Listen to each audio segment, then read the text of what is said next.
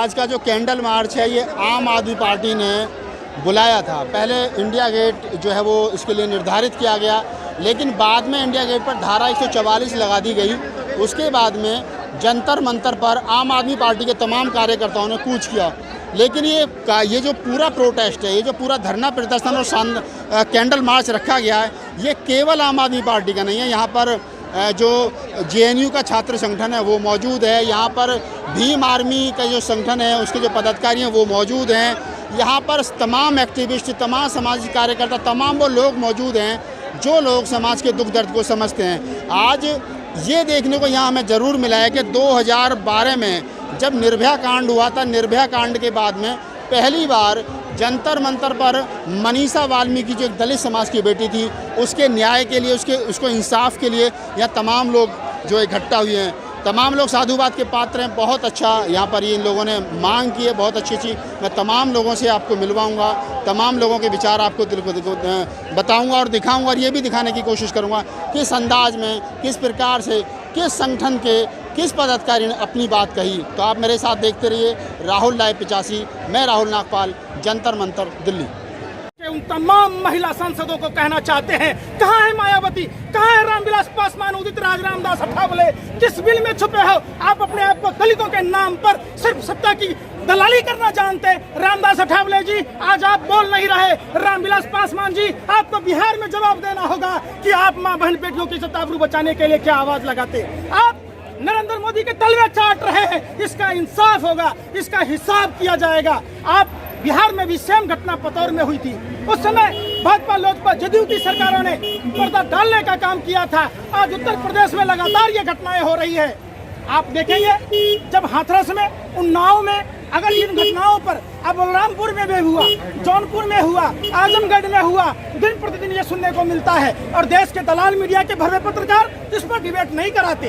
कंगना ने कब करवट बदली, रिया ने कब करवट बदली, कंगना का छज्जा टूट गया, अमिताभ बच्चन की पालक खाए थे, हरे रंग की पोटी हुई। अरे बेशर्मो, लोकतंत्र के चौथे स्तंभों, तुम्हें क्या चटनी समझ के चाटनी है?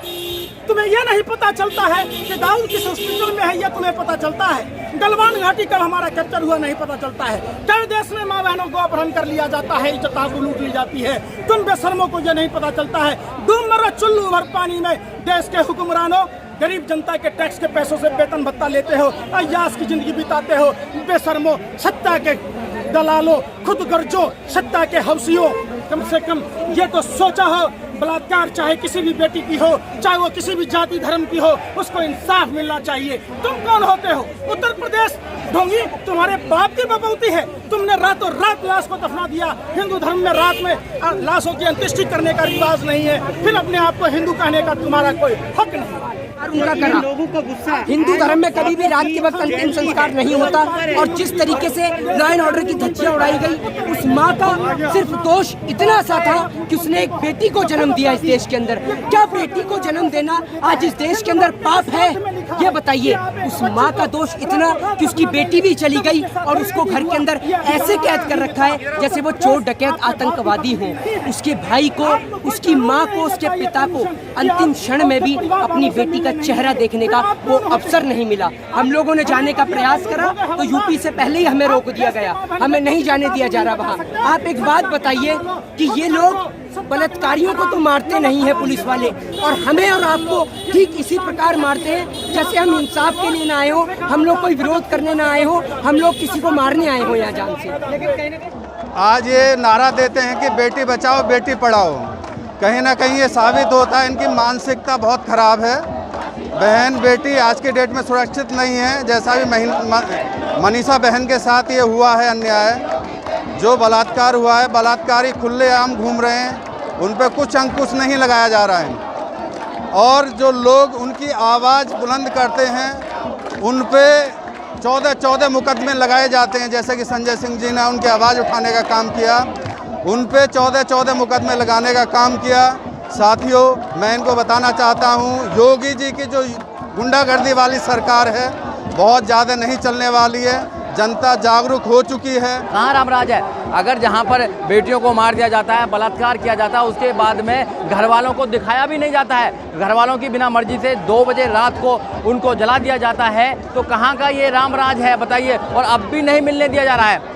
परिवार के जो परिवार है, पीड़ित परिवार है, उससे अभी नहीं मिलने दिया जाता है। पता नहीं ऐसा कौन सी चीज़ को वो छुपाने का काम कर रहे हैं जिससे कि सामने ना निकल आए। मगर वहाँ मीडिया है, पूरा देश आज उठ चुका है, क्योंकि ये देश में सबसे बड़ा एक हत्याकांड हुआ है, एक बलात्कार हुआ है। इससे बड़ा शायद मुझे लगता है कि 2012 में हुआ था, सरकार बदल गई थी। अब भी सरकार बदलनी चाहिए, अब भी देश में मौका है लोगों के पास में कि 2022 में इस सरकार को बदलना चाहिए। अगर ये सरकार नहीं बदली तो ऐसा ही चलता रहेगा। आपने देखा हज़ारों की भीड़ में आज दिल्ली के अंदर लोग आए हैं, कोरोना का भी प्रकोप है, फिर भी अपने घरों को छोड़ कर आए हैं, क्योंकि अब बेटियों का मामला है, क्योंकि बेटियों का मामला है। और जब बेटियों का मामला होता है तो आदमी बाहर निकलता है। ये एक बेटी का मामला नहीं है, ये हाथरस की बेटी का मामला नहीं है, बलरामपुर में भी ऐसी घटना हुई है, पूरे देश में ऐसी घटना हो रही है। जब से बीजेपी सरकार आई है, बेटियों की ना रक्षा कर पा रही है, ना किसी की रक्षा नहीं कर पा रही है। तो ऐसी सरकार को चला जाना चाहिए। ये सरकार किसी काम की नहीं है। ये सरकार धर्म के नाम पर, जाति के नाम पर, मंदिर के नाम पर ये दंगा कराती है। तो ऐसी सरकार को नहीं रहना चाहिए। ऐसी सरकारों का होना ये कहता है कि संविधान को ख़त्म करने वाली बात है। प्रशासन इसमें मिला हुआ है, वहाँ की पुलिस मिली हुई है। जैसे उनकी कार्रवाई ये बताती है, लड़की को सही मेडिकल ऐड नहीं देना, उसके बाद में यहाँ बाद में ट्रांसफ़र करना, उसके बाद लड़की के हम तो ये मांग करते हैं कि उसकी अच्छी तरह CBI जांच होनी चाहिए जिससे पता लगे। फिर उनका 2 बजे लड़की को जला देना, उनके घर वालों को भी नहीं दिखाना, ये कहीं ना कहीं दिखाता है कि उत्तर प्रदेश पुलिस कुछ छुपाना चाहती है और आज भी परिवार से मिलने नहीं देना चाहती है। जिस परिवार को सबसे ज़्यादा समाज की जरूरत है, उन लोगों की जरूरत है जो उसकी मदद करना चाहते हैं, यहाँ तक कि एडवोकेट्स को भी नहीं मिलने दिया जाता है। तो कुछ ना कुछ छुपा रही है। और वहाँ के जो DM का बयान आया है कि मीडिया तो चली जाएगी, हम तो यहाँ रहेंगे, मतलब धमका रहे हैं लोगों को, धमका रहे हैं।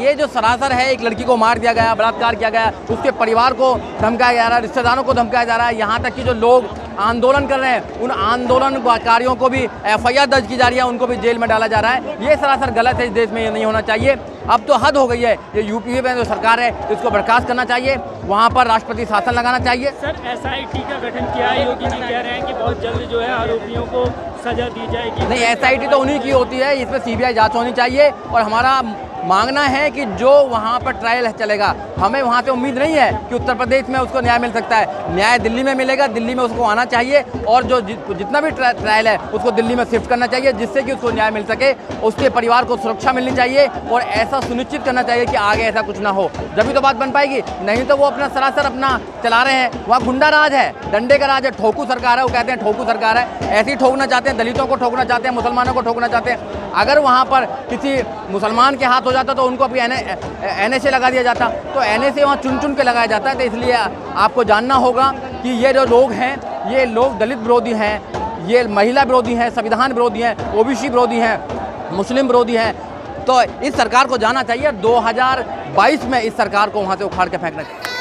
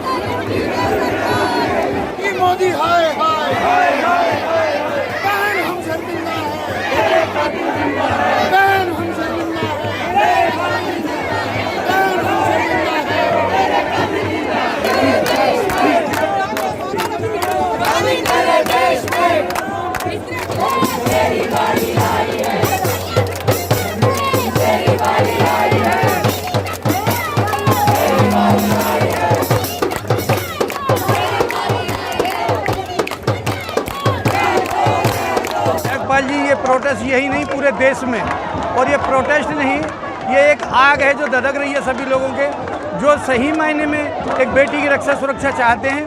और आज मैं आपको बता देना चाहता हूँ कि उत्तर प्रदेश में जो जंगल राज है, जो गुंडा राज है, उसके खिलाफ उत्तर प्रदेश ही नहीं पूरे राष्ट्र में योगी के खिलाफ और मोदी के खिलाफ ये प्रदर्शन हो रहे हैं। जब तक बेटियों को सुरक्षा नहीं मिलेगी ये थमने वाला नहीं है। और ये न्याय की मांग कर रहे हैं कि उन चारों को जैसे पहले फांसी लगी थी, इन चारों को फांसी मिलनी चाहिए। के लाश को जलाया गया, मैं नहीं कहूँगा अंतिम संस्कार हुआ, वो तो हुआ ही नहीं, लाश को जला दिया गया। जिस तरह से उसी परिवार का मुंह बंद किया गया, फ़ोन छीन लिया गया, झूठा स्टेटमेंट लिया गया, धमकाया गया और अब कोई वहाँ जा नहीं सकता, ये सुनिश्चित किया गया। मेरे दो सवाल हैं। क्या अगर वो लड़की दलित ना होती तो क्या ये संभव था कि ऐसा हो? क्या किसी ठाकुर, बामन, यादव किसी की लड़की के साथ ये संभव था? और दूसरा, अगर उत्तर प्रदेश के मुख्यमंत्री का आशीर्वाद ना होता तो क्या ये चीज़ें संभव थी? दोनों का है। तो इसलिए ये सवाल है राजनीतिक सत्ता का, और ये सवाल है समाज में व्याप्त विषमता, समाज के अन्याय का। इन दोनों, और ये इस सवाल को बाकी सब सवालों से बहुत बड़ा बनाता है। देश में बलात्कार रोज़ होते हैं, गैंगरेप भी शायद बहुत रोज़ होते हैं, बहुत दुर्भाग्य की बात है, ऐसा हमारा देश है। लेकिन जब उसके ऊपर राजनीतिक सत्ता की शय हो और पूरा समाज का जातिगत ढांचा उस पर सवार हो, तो वो इसे खतरनाक बनाता है। और इसलिए ये सब लोग जो आज आए हैं, खड़े हैं, बावजूद पुलिस के धमकाने के, बावजूद सब तरह की रोक के भी जो लोग आए हैं, वो ये कहने के लिए